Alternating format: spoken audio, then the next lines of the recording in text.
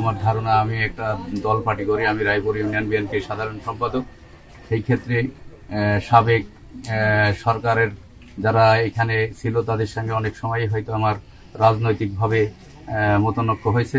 সেই ক্ষেত্রে আমার ধারণা যে যারা আওয়ামী লীগের এই যে ইউনিয়ন পরিষদ নিয়েও কয়েকদিন আমি আমার ভাইগি সার্গিদুল ইসলামের নিয়ে প্যানেল চেয়ারম্যান করার জন্য ঘুরছি, তাতেও আওয়ামী লীগদের সাথে অনেক সময় হয়তো কথা কাটাকাটি হয়েছে।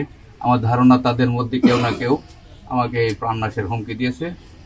আমি পরে বিস্তারিত আইনের আওতায় যেয়ে থানাতে যাবো, এখন যাই তাদের কাছে আমার যেটা মনের ভিতরে আছে আমি এটা বিস্তারিত ওনাদের সাথে আলোচনা করে কি পর্যায়ে আসে এটা আমি দেখব।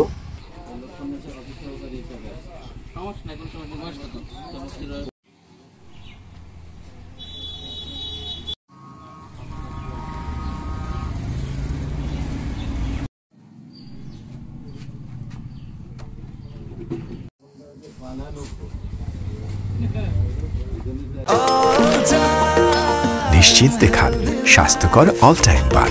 All time healthy life.